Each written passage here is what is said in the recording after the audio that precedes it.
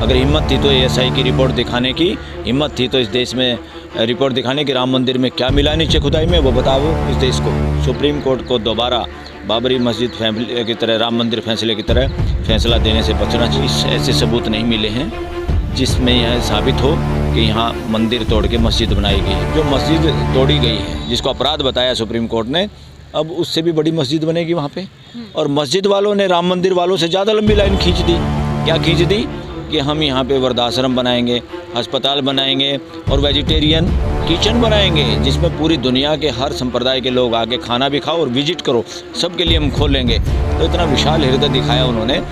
नमस्कार, मैं हूं तनु और आप देख रहे हैं नेशन कीपर। ज्ञानवापी मस्जिद को लेकर एक बार फिर विवाद बढ़ गया है। कोर्ट से कहा गया है कि एएसआई की जो रिपोर्ट है वो दोनों पक्षों को दे दी जाएगी और इस रिपोर्ट के आने में महज 2 दिन का समय लिया गया है। और 2 दिन बाद जब रिपोर्ट आएगी तो क्या ये हिंदुओं के पक्ष में होगी या फिर मुस्लिमों के पक्ष में होगी? क्योंकि एक तरफ दावा किया जा रहा है कि वो ज्ञानवापी मस्जिद है और दूसरी तरफ हिंदुओं का दावा है कि वो एक मंदिर है। हमारे साथ सुप्रीम कोर्ट के वरिष्ठ वकील बलराज जी हैं। बलराज जी से चर्चा करेंगे। बलराज जी, एएसआई की रिपोर्ट आने वाली है 2 दिनों के अंदर अंदर, क्या लग रहा है? पूरा सर्वे करा दिया गया और ये मुद्दा काफ़ी समय से चल रहा है, किसके पक्ष में होगा फैसला? देखो, मैं तो ये कह रहा हूँ, गड्ढे मुर्दे ना खोले जाएं तो अच्छा है देश के लिए। क्योंकि इस धरती पे पहले क्या था, अब बौद्ध समाज ये कह रहा है, देश का बौद्ध समाज, कि देश के इतने बौद्ध स्तूपों को तोड़ा गया, इतने वहाँ पर मंदिर बनाए गए या दूसरी चीज़ें बनाई गई। अगर हम इस झगड़े में बढ़ेंगे, गड्ढे मुर्दे खोदेंगे, ये बात दूर तक जाएगी और देश में अनरेस्ट फैलेगा इस बात से। सुप्रीम कोर्ट ने भी जो कहा है, पहली बात तो सुप्रीम कोर्ट को ये एएसआई की रिपोर्ट को देने के लिए कहना ही नहीं चाहिए था।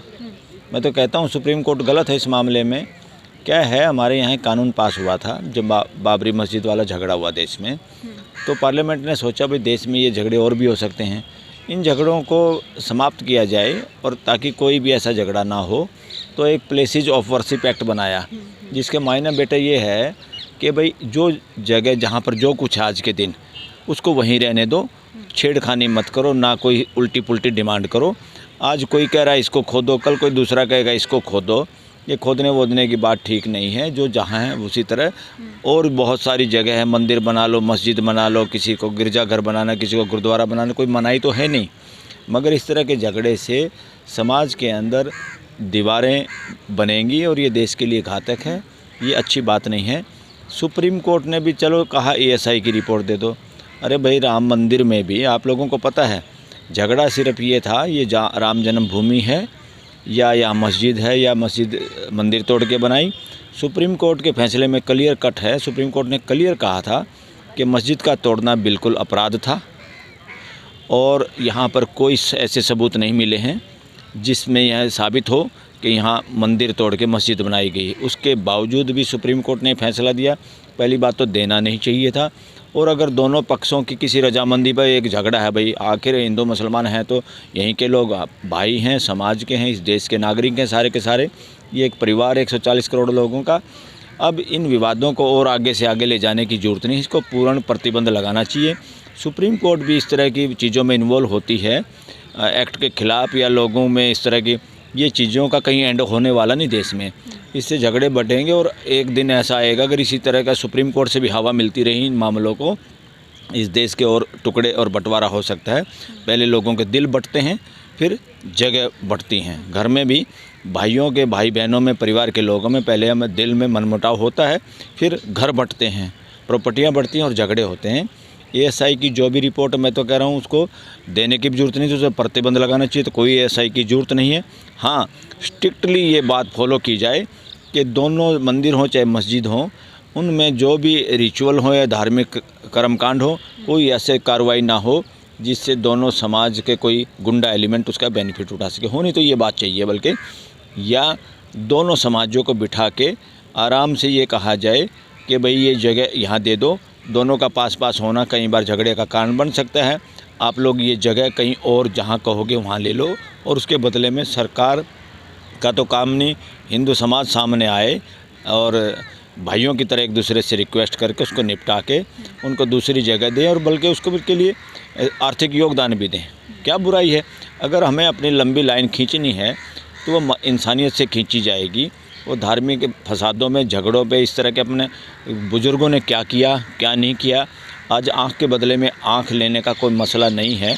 अब तो एक दूसरे को मरहम पट्टी लगा के कोई भी भूतकाल में भी या हिस्ट्री में कोई गड़बड़ हुई है, मेरे हिसाब से वो गड़बड़ हुई है, आपके हिसाब से वो गड़बड़ नहीं हुई, इसलिए इस विवाद में जाने की बजाय शांतिपूर्वक तरीके से जो जहां उसको रहने देना चाहिए, या शांतिपूर्वक तरीके से रिक्वेस्ट करके एक दूसरे को दूसरी जगह दे के इस तरह निपटाने की कोशिश करनी चाहिए। सुप्रीम कोर्ट को दोबारा बाबरी मस्जिद फैसले की तरह, राम मंदिर फैसले की तरह फैसला देने से बचना चाहिए। अदरवाइज़ सुप्रीम कोर्ट की विश्वसनीयता इस देश की नज़रों में जीरो हो जाएगी। वो ये ना देखे कि हिंदू मेजॉरिटी में, हिंदुओं के अंदर भी बहुत सारे मेजॉरिटी ऐसे लोगों की है जो सनातनी परंपरा को तो मानते हैं, मगर हिंदुओं को, सनातनी परंपरा का या हिंदुओं का खाली ठेकेदारी मंदिरों को नहीं मानता है। बहुत सारा समाज ऐसा भी है जो मूर्ति पूजा के विरोधी है। आर्य समाज तो मूर्ति पूजा के विरोध में खड़ा हुआ था, और आर्य समाज की स्थापना करने वाले खुद ब्राह्मण समाज से आते थे, गुजरात से थे स्वामी दयानंद जी। और स्वामी दयानंद जी ने मूर्ति पूजा का खंडन किया, भजन और मंडली पूरे देश में प्रचार किया, बहुत नॉर्थ इंडिया में बहुत मजबूत हुआ। और वो जाके हरिद्वार में भी इवन पंडे पुजारी जो कर्मकांड होते हैं उससे भी लोगों को मुक्ति दिलाना चाहते थे कि पाखंडों में मत घुसो, ये पानी देने से पूर्वजों तक पानी पहुंचेगा, या खाली डुबकी मारने से गंगा में सारा कुछ पाप धुल जाएंगे, ऐसा नहीं होगा, अच्छे काम करने होंगे। और वहाँ एक पाखंड पताका की स्थापना हुई। आप लोगों को पता है इस बात का बेटा? हरिद्वार में एक पाखंड पताका स्थान है और बेकायदे एक पिलर और स्तंभ बना हुआ है, और काफ़ी जगह है वहाँ पर। वो लोगों ने, नॉर्थ इंडिया के लोगों ने जाके उसकी स्थापना करवाई थी, और वो इसी धर्म का आदमी था, इसी सनातन परंपरा का आदमी था। इसलिए हिंदुओं में कई ऐसी परंपराएं हैं जो सारी सनातन परंपरा से निकली हुई वो हैं, ब्रांचेज हैं। वो ब्रांच के बहुत सारे ऐसे भी लोग हैं, उनको इस तरह के विवाद में शामिल ना किया जाए। वो ये ना सोचें कि हिंदू मेजॉरिटी सारी की सारी इस तरह है कि जिनके नाम पे आप कुछ भी उल्टी पुल्टी डिमांड करो या गलत काम करो, वो ठीक नहीं है देश के लिए। ये हमारा हिंदू आज ये चाह रहा है कि ज्ञानवापी जो मस्जिद है उसे तोड़कर वहाँ पर मंदिर बना दिया जाए। जैसे अयोध्या राम मंदिर का फैसला आ चुका है, वैसा फैसला फिर से सुप्रीम कोर्ट सुना दे। और कहा भी जाता है, डायलॉग भी है कि अयोध्या एक झांकी है, काशी और मथुरा बाकी है। ये अच्छी बात नहीं है कुछ नहीं इससे। अगर देखो राम मंदिर भी जो बना, राम कौन थे बेटा? अगर हम रामायण में जाएं तो राम एक राजा के बेटे थे, राम एक राजा के बेटे थे। वो भगवान राम का दर्जा कैसे लोगों को में स्थापित हुआ कि भाई उन्होंने अपने माँ बाप के कहने से वनवास गया, राज गद्दी छोड़ दी, ये कर दिया वो कर दिया, वो इस तरह से जीवन जिया जिसको हमें फॉलो करना चाहिए। अब जो आदमी अपना राज छोड़ सकता है, क्या उसकी जन्म स्थान के लिए, और वो जन्म स्थान भी सुप्रीम कोर्ट ने भी कह दिया कि ये कोई प्रमाण नहीं है कि यहाँ पे पैदा हुए हैं, इसलिए इस तरह की बातों को जाके खाली आस्था के आधार पे वो फैसला सुप्रीम कोर्ट ने दे दिया। और सुप्रीम कोर्ट के जज शर्माए, और मैं तो कहता हूँ डरे एक तरह से कि फ्यूचर के लोग हमारे को क्या कहेंगे। किसी भी जज ने उसमें अपना नाम नहीं लिखा जजमेंट पे। पता आप लोगों को कि किसी ने वो जजमेंट लिखी? आज भी पूरे देश के वकील इस बात से स्तब्ध हैं, हैरान हैं, और क्वेश्चन मार्क उठाते हैं कि ऐसा नहीं होना चाहिए। जिसने लिखे नाम तो लिखो, क्योंकि वो किसी एविडेंस के आधार पर फैसला ही नहीं था। और इस देश में पहला ऐसा फैसला है, और देश की जनता चाहती है, और मैं तो एज एन एडवोकेट चाहता हूँ, हम सनातनी परंपरा से आते हैं, मैं खुद चाहता हूँ इस तरह का कोई भी अन्याय करने से हमारी सनातनी परंपरा पे क्वेश्चन मार्क उठेगा। क्योंकि हमारी परंपरा है वसुधैव कुटुंबकम। वसुधैव कुटुंबकम में 800 करोड़ लोग आते हैं, उसमें सब संप्रदाय के लोग आते हैं। तो हम यहीं पे रहने वाले 140 करोड़ में से ही अगर जो मुस्लिम लोग रहते हैं, उनकी भावना को हमें ठेस पहुँचाने की क्या ज़रूरत है? हम जब इतने विशाल हैं, अगर हम मानवता के प्रहरी हैं, तो हमें अपनी लाइन लंबी खींचनी चाहिए, दूसरे की लाइन मिटाने की बजाय। भूतकाल में क्या हुआ, भूतकाल में तो पता नहीं क्या क्या हुआ। अगर हम जाएं कि हमारे दादा को या उसके दादा के दादा को किसी दूसरे के दादा ने ऐसे किया था, आज हम हिसाब किताब बराबर करें उन बातों का। वो सही थे हमारे दादा या दूसरे के दादा सही थे, कौन साबित करेगा इस बात को? किसके पास एविडेंस है? ये नॉनसेंस होगी देश में। अब मैं तो कहता हूँ सुप्रीम कोर्ट को कोई ऐसी समझदारी दिखानी चाहिए कि ये सारे मामले यहीं दब जाएं। ये एक तरह से पॉलिटिक्स ज़्यादा हो रही है। राम मंदिर भी अगर, अब देखो जो मस्जिद तोड़ी गई है, जिसको अपराध बताया सुप्रीम कोर्ट ने, अब उससे भी बड़ी मस्जिद बनेगी वहाँ पे। और मस्जिद वालों ने राम मंदिर वालों से ज़्यादा लंबी लाइन खींच दी। क्या खींच दी? कि हम यहाँ पे वृद्धाश्रम बनाएंगे, अस्पताल बनाएंगे, और वेजिटेरियन किचन बनाएंगे जिसमें पूरी दुनिया के हर संप्रदाय के लोग आके खाना भी खाओ और विजिट करो, सबके लिए हम खोलेंगे। तो इतना विशाल हृदय दिखाया उन्होंने। उससे तो ज़्यादा हम अपने आप को मानते थे लिबरल। इस्लाम से अगर हम लिबरल मानते हैं, हमारी लाइन लंबी होनी चाहिए, हमारी लाइन इतनी लंबी होनी चाहिए और प्यार से ही आप सबका दिल जीत सकते हैं। जगहों पे कब्जे करके, जगह पे एक दूसरे की जगह तोड़ के, मैं तो कहता हूँ हाँ, राम ये भी साबित था, ये भी क्लियर कट है कि जो राम लल्ला प्रकट हुए का जो ड्रामा हुआ देश में, वो 1949 में वहाँ मूर्ति रखी गई थी। और बाद में राम मंदिर पे भी ट्रस्ट पे भी क्वेश्चन मार्क है अभी तक बेटा। ट्रस्ट पे क्या क्वेश्चन मार्क है कि ट्रस्ट में समाज के हर वर्ग को शामिल नहीं किया गया। अभी भी इसमें मनुवादी मानसिकता दिखाई दे रही है। इसलिए मैं कह रहा हूँ विशाल हृदय करना पड़ेगा। अगर हिंदू समाज को इकट्ठे रह के आगे चलना है तो इसमें पूरे समाज को आत्मसात करके, सबकी भागीदारी के साथ और लिबरल होके और गड्ढे मुर्दे ना उखाड़ने में बेहतर स्थिति हो पाएगी देश के हिंदुओं की। सर, नरसिम्हा राव ने एक कानून पास किया था, उपासना कानून, कि 1947 के बाद जो स्ट्रक्चर जैसा है पूजा स्थल का वो वैसा ही होगा, उसमें चेंजेस नहीं किए जाएंगे। फिर सुप्रीम कोर्ट में कैसे चैलेंज कर लिया गया कि ज्ञानवापी मस्जिद नहीं है, यहाँ पर मंदिर था? ये इसीलिए कर लिया कि अभी इसीलिए देश में है कि कुछ इस तरह की मानसिकता के जज भी हैं देश में जो इन चीज़ों को हवा दे रहे हैं। इसलिए उन बातों से बचना चाहिए। संविधान के हिसाब से जजेस को सोचना चाहिए। अगर संविधान के हिसाब से अगर माना जाए टोटली, तो राम मंदिर की जजमेंट भी संविधान विरोधी है एक तरह से अगर माना जाए तो। अब ये हो गया तो कोई बात नहीं, उसमें मिट्टी डालो और आगे बढ़ता है समाज, आगे बढ़ने दो। अब इस तरह के झगड़ों से बचना चाहिए और ये सारा का सारा पॉलिटिकल एडवांटेज के लिए है। हमारा कोई भगवान छोटा हो जाएगा इन बातों से?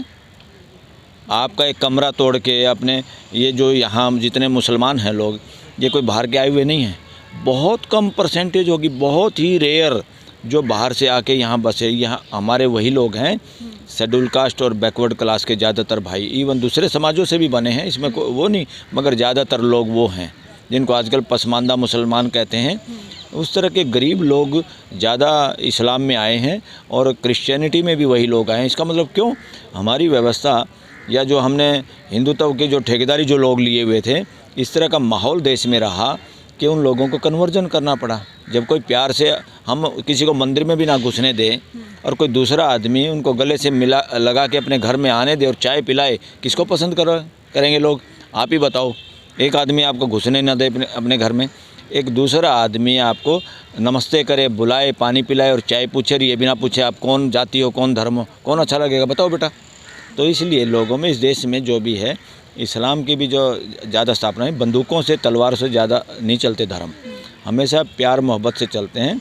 समाज का वो वर्ग जहीं कहीं कुरीतियाँ जो हिंदू धर्म में आई, जो वर्ण व्यवस्था की कुरीति उसमें घुसी, उसी वजह से आज भी हम रिजल्ट भुगत रहे हैं और पूरा देश आपस में कहीं ना कहीं एक दूसरे को कहीं ना कहीं दूसरी दृष्टि से देखता है। ये देश अभी भी हमारे यहाँ जाति प्रथा जो है ना हिंदू धर्म में, वो अभी भी इतनी गहराई हुई हैं जड़ें। हम बहुत बार लोगों से मिल नहीं सकते, बहुत बार लोगों से बात नहीं कर सकते और हम एक दूसरे पर शंका करते हैं, एक दूसरे से डरते हैं, तो इतना छोटा हो गया। और जबकि हमारा असली नारा है, सनातनी नारा जो है, वसुधैव कुटुंबकम।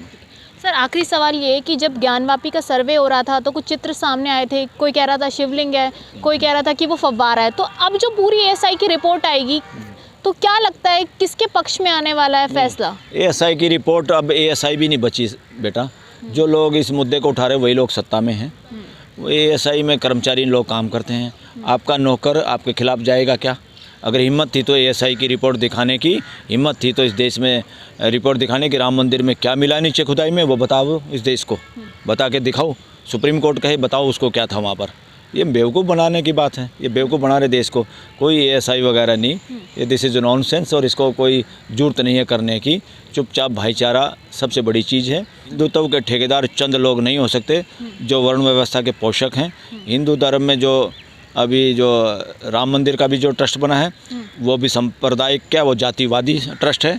उसमें भी देश के सभी वर्गों को, हिंदू समाज के सभी लोगों को उसमें शामिल नहीं किया। इससे बू आती है अभी भी। गलत दिशा में इस देश को ले जाने की कोशिश हो रही है। ठीक है, बहुत बहुत धन्यवाद।